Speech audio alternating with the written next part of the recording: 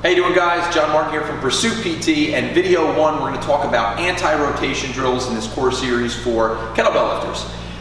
Anti-rotation, that means not doing this. Pretty simple, right? It's actually more complicated than that. First off, what's important about anti-rotation and why can you get hurt if you don't have a core that can resist anti-rotation? For one thing, it helps you produce power, all right? So if I'm going to use my legs or my hips, especially in like a snatch, it's the strength of my core that helps transfer that power. The second thing, I've had myself a lot of injuries, and I think a lot of people I've known have had the same issue where if you're overly rotating when you don't want to, again, movement when you don't want it, you end up getting maybe shoulder or elbow injuries, maybe even hip or knee injuries.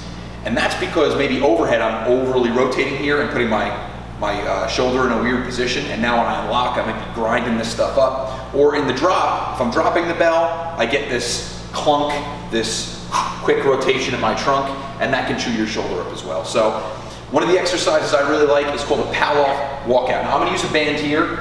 In my first video I talked a little bit about how dynamic resistance is important. That means changing resistance, because in kettlebell sport the resistance on your core is always changing. That's what this band will do. You can use a cable column. I can't afford one, but you might have one. You can use it. It's just not a dynamic resistance then. All right, the band gets harder the more you move. So exercise is real easy. You're going to get low like this, all right? Hands out in front of you, and you're just going to do your best to move nothing but your legs. So I'm not going to overcompensate and move. I'm not going to lag and step out like this, all right? I'm going to lock my body up.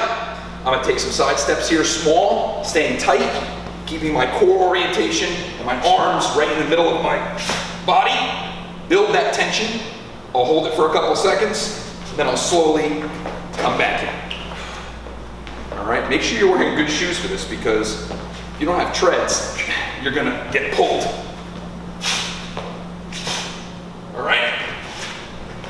So this really, as you can see me really tightening up. This really turns on all that core musculature. It's gonna get your nervous system firing to really support your core and resist that rotation. All right, try it out.